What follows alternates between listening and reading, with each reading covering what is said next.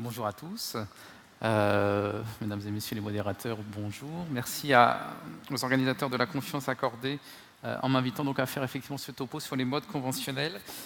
Donc juste me familiariser. Voilà. Ma première diapositive, manifestement le pointeur ne fonctionne pas.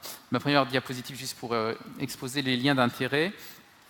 Et donc, comme vous le savez, l'un des objectifs principaux de la mise sous assistance ventilatoire artificielle est celle d'assurer le travail respiratoire du patient. Ce travail ventilatoire peut être assuré d'une façon qui peut aller de quasiment rien à l'autre extrême en totalité, en fonction du niveau de gravité du patient, du niveau de sédation de celui-ci, des réglages utilisés. Et on va alors de modalités ventilatoires qui sont dites spontanées jusqu'aux modalités ventilatoires qui sont dites contrôlées, en passant par les modes assistés. Donc aujourd'hui, on va se concentrer ce matin sur deux modes conventionnels comme on me l'a demandé.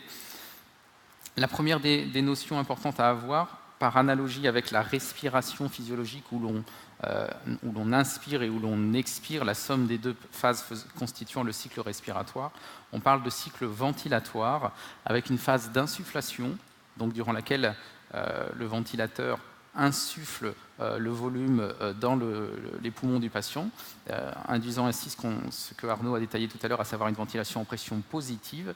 Et cette phase de ventilation se caractérise par un déclenchement. Cette insufflation se caractérise donc par un déclenchement. Cette part d'insufflation est contrôlée et on le redétaillera selon les modes tout à l'heure. Le déclenchement, qu'on appelle volontiers trigger dans le jargon quotidien, c'est donc le marqueur du début de l'insufflation, encore une fois. Il peut être indépendant du patient, et alors ça veut dire que ce réglage, cette initiation du déclenchement est réglée sur un temps donné. On est alors dans un contexte de cycle contrôlé en fonction du temps. Dans d'autres cas, ce déclenchement sera fonction d'un effort inspiratoire réalisé par le patient, détecté par le respirateur via l'extrême sensibilité des valves, notamment dans ce cadre-là, des valves inspiratoires des respirateurs. Et alors, on est dans un contexte dit de cycle assisté ou supporté selon le vocabulaire utilisé. L'effort inspiratoire peut être détecté sur un signal de pression ou de débit, ça n'a pas grande importance, et c'est essentiellement fonction en fait, du respirateur utilisé et du réglage.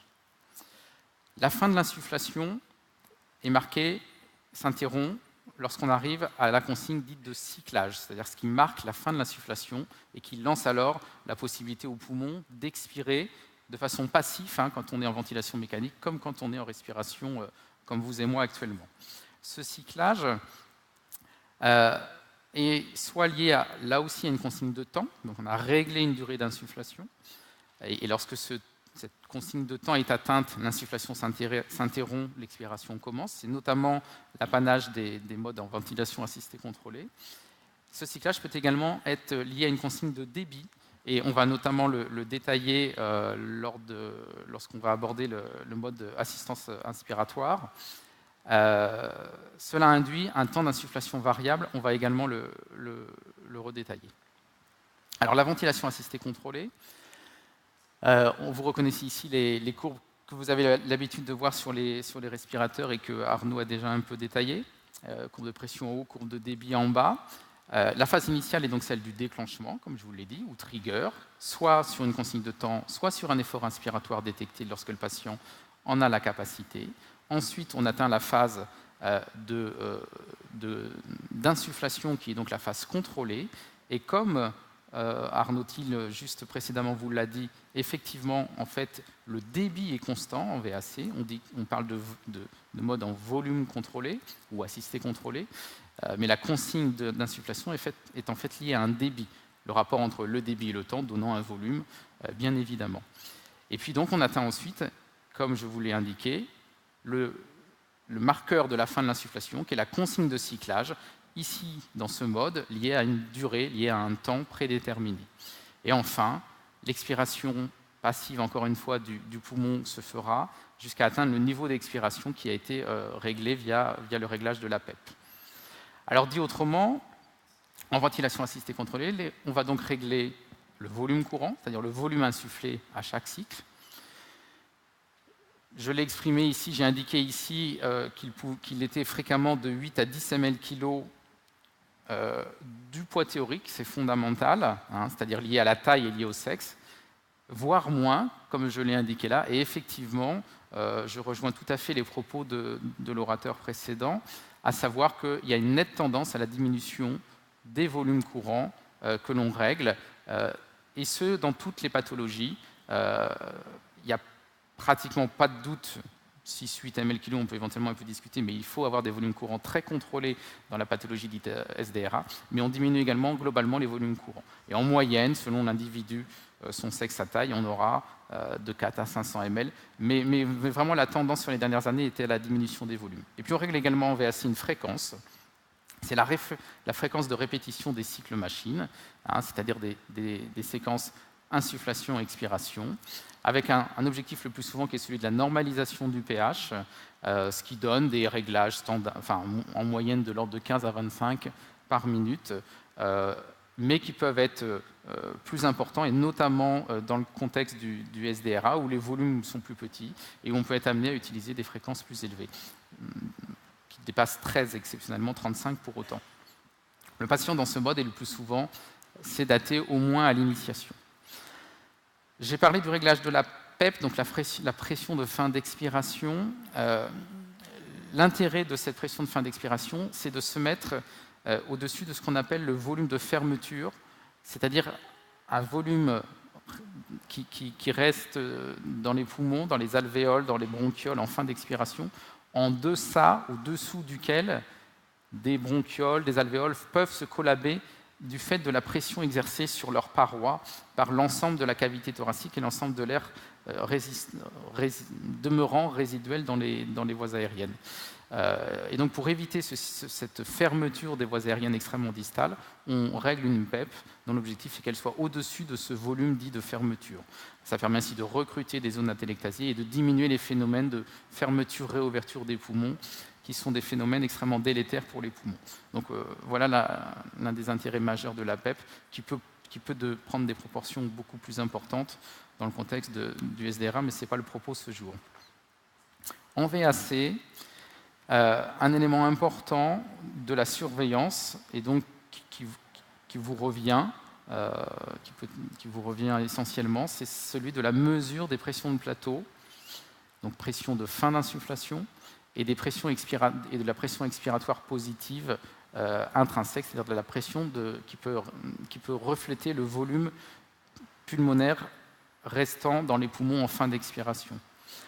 Un élément majeur est que ces mesures, pression de plateau et PEP intrinsèque, ne peuvent être réalisées que si les patients n'ont pas d'activité spontanée, ne déclenchent pas le respirateur. Alors, c'est un abus de langage, ces mesures peuvent être réalisées à tout temps, mais elles ne sont fiables que quand le patient ne respire pas, ne génère pas de cycle spontané. La machine, elle vous donnera toujours un chiffre, mais il ne sera fiable que s'il n'y a pas d'activité spontanée. Et donc, je suis un peu embêté de ne pas avoir de pointeur, mais ça se confirme. Mais que vous voyez sur le schéma présenté sur la dia, que nous avons représenté en pointillé la pression qui règne dans les alvéoles, comparativement à la pression en ligne pleine, qui est la pression qui règne dans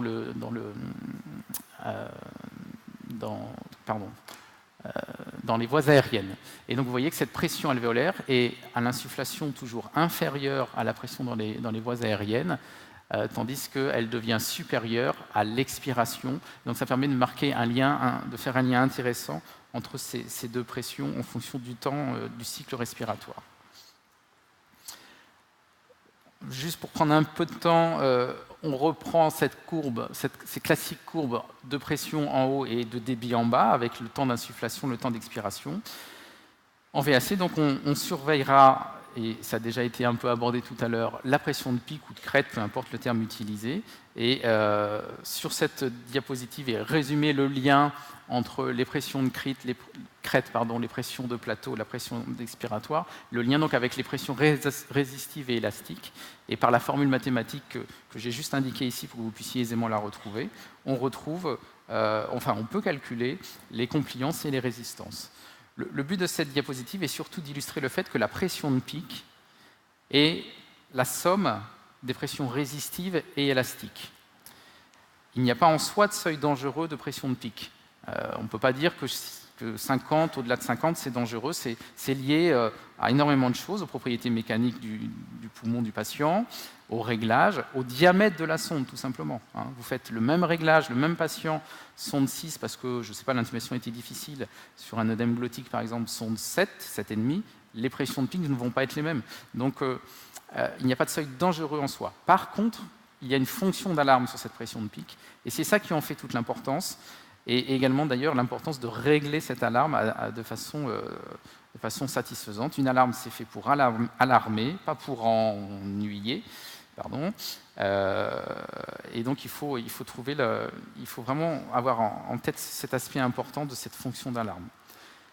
À l'inverse, on surveille également la pression de plateau, c'est-à-dire la pression qui règne dans les alvéoles en fin d'insufflation. Elle dépend de la compliance, la capacité du système respiratoire du poumon à accueillir le volume insufflé. Elle doit rester inférieure à 30 cm d'eau, car on sait qu'au-delà de ce niveau apparaissent les risques barotraumatiques importants et également le retentissement hémodynamique. Et donc, la surveillance de la pression de plateau est quelque chose qui est très important. Et je vais l'illustrer différemment là. Deux situations. La pression de pic monte dans les deux cas. Vous voyez, il y a du bleu clair et du bleu plus foncé. Le mécanisme sous-jacent n'est pas le même. Et donc, lorsque vous avez une pression de pic qui monte, ça alarme. Et du coup, il faut réfléchir à la cause, à qu'est-ce qui se passe, en mesurant la pression de plateau. Si celle-ci demeure normale ou relativement normale, c'est-à-dire n'a pas varié par rapport aux minutes précédentes, eh bien, on est dans un contexte d'augmentation des résistances. À l'inverse, si la pression de plateau s'élève, il y a deux possibilités. On mesure alors la pression de fin d'expiration. Soit celle-ci n'a pas bougé, c'est la compliance, la distensibilité du poumon qui s'est aggravée, soit la pression de fin d'expiration est augmentée et on est alors dans ce qu'on appelle l'hyperinflation dynamique. Je pourrais détailler aux questions tout à l'heure si vous le souhaitez. Le message, donc, il n'y a pas d'alarme sur les pressions de plateau et la PEP intrinsèque. Pour autant, elles sont à surveiller pluriquotidiennement chez un patient ventilé. L'aide inspiratoire, maintenant. Dans ce mode, le respirateur adapte le débit de gaz délivré pour atteindre et respecter la consigne qui est un niveau de pression. Ce qu'on appelle l'aide inspiratoire, c'est un niveau de pression qui va être constant.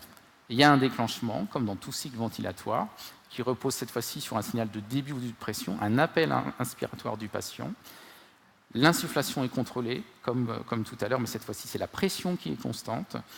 Et le cyclage, c'est-à-dire la fin de l'insufflation, est lié à ce qu'on appelle un réglage d'un pourcentage de débit de pointe. Je vais le détailler. À nouveau, on peut régler un niveau d'expiration.